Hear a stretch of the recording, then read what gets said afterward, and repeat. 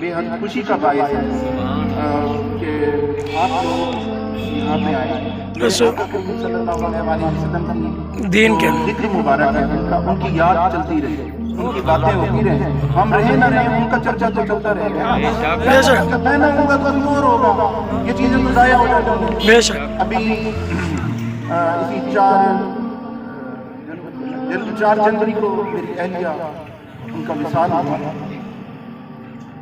سوائے یادوں کے ہمارے پاس وہ کیا رہے گا؟ بے شک اگر رسول کریم صلی اللہ علیہ وسلم کی جو محبت ہے وہ تو سب کچھ ہے, وہی تو ہمارا سرمایہ ہے یار. باقی سب کچھ ہمیں نصیب سے, ہر کوئی ایسی نعمت نہیں ہے جو ہمیں اللہ تعالیٰ نے نہ دی.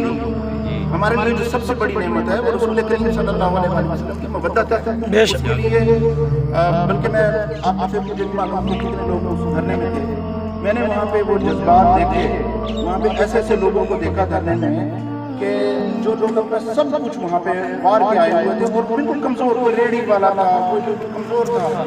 تو یہاں پہ جتنے بھی لوگ ہیں ہمیں پیر صاحب کہتے ہیں, سید صاحب کہتے ہیں, تو یہ ساری عزت توقیر تو ہمیں رسول اللہ کے در پر حق ہے. بے شک ہمارے اندر تو کچھ بھی نہیں ہے, یہ صرف میرے آقا کا کرم ہے, ٹھیک ہے نا.